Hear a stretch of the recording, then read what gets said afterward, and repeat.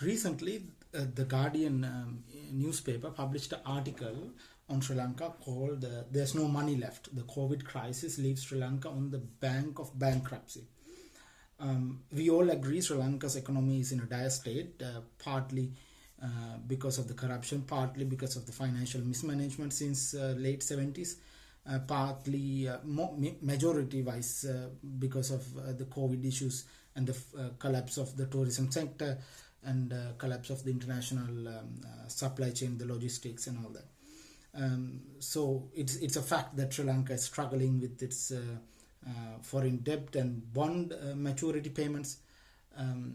So the article actually covers that quite in detail and use the agreeable facts to actually push a narrative that is not based on facts, or push a narrative that is a little bit of a stretch, I would say.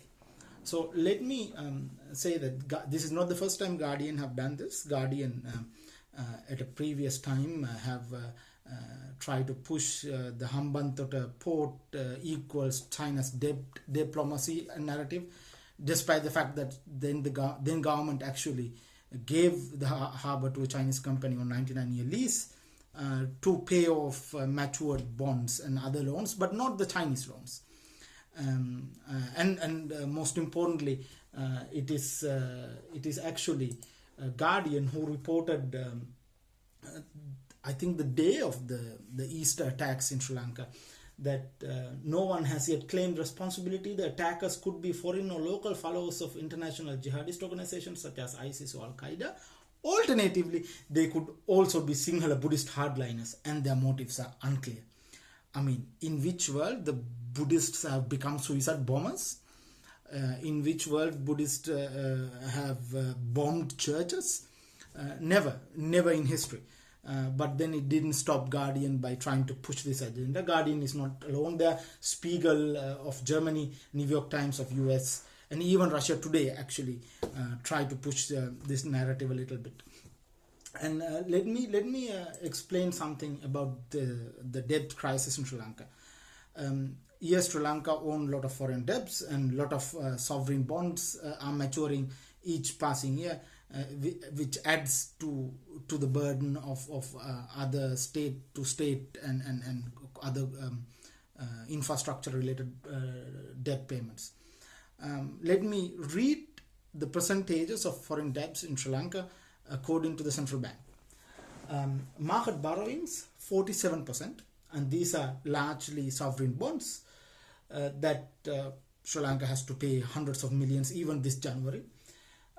Asian Development Bank 13%, Japan 10%, World Bank 9%, India 2%, others around 8%, China 10%. So Sri Lanka is not in a debt trap by Chinese, not now, not before, not in the future as far as we could understand. But Sri Lanka is in a foreign debt trap by other actors.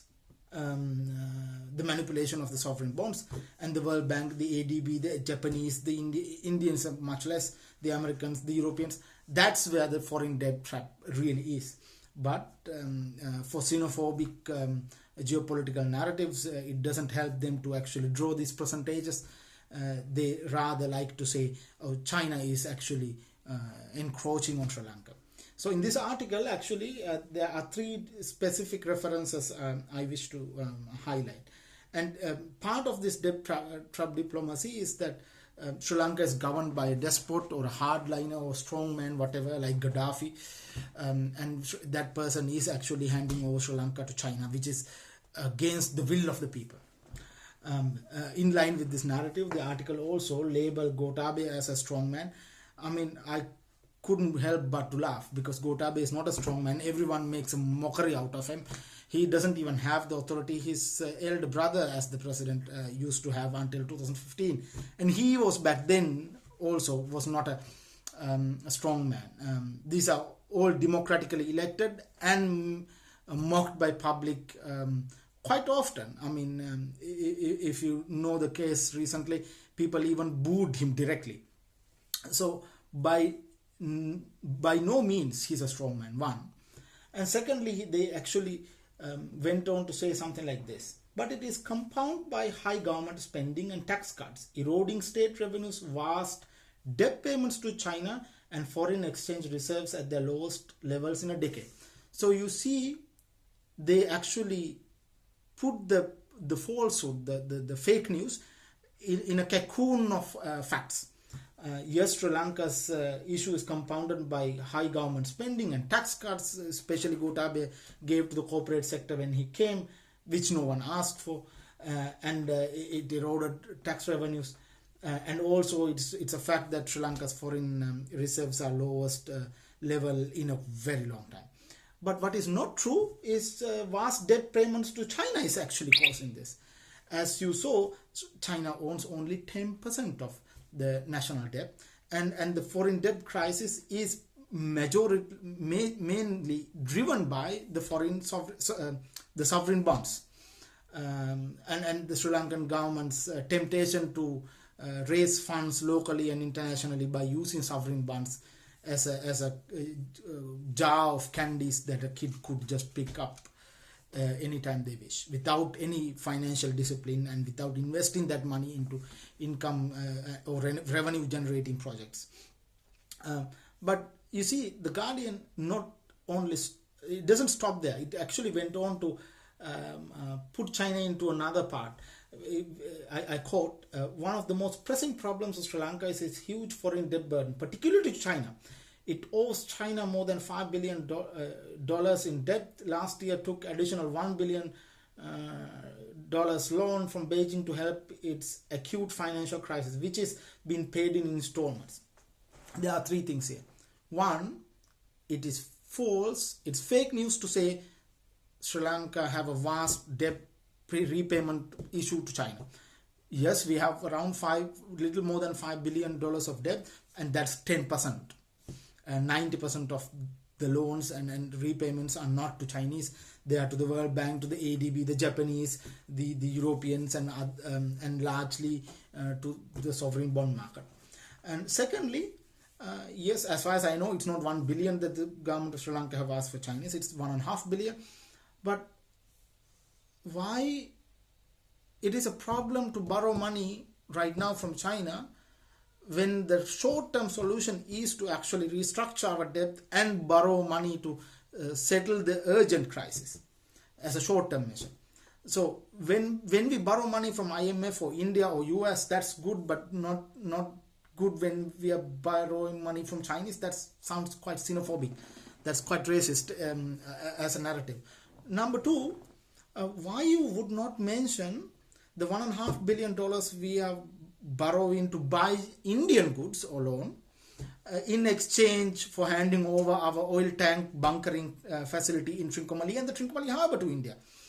So one thing, Guardian and the fake news editors, the two, one Sri Lankan and the one in New Delhi who wrote this article, they try to drag China into this and exaggerate their part in this larger issue out of proportion to fit their own narrative. Secondly, they are intentionally omitting to mention that India is also lending $1.5 billion to Sri Lanka in exchange for one of the most geostrategically important assets in the entire Indian Ocean region, namely the Trincomalee Harbour and the oil tank bunkering facility with 98 usable tanks, some with some repair, of course. And why Guardian would do this? The Guardian did the same related to China's debt diplomacy, a fake news narrative by manipulating the facts around Hambantota port. Yes, it was given to a Chinese company on a 99 lease, which the Chinese didn't ask. It was a proposal from the Sri Lankan government, as far as I know.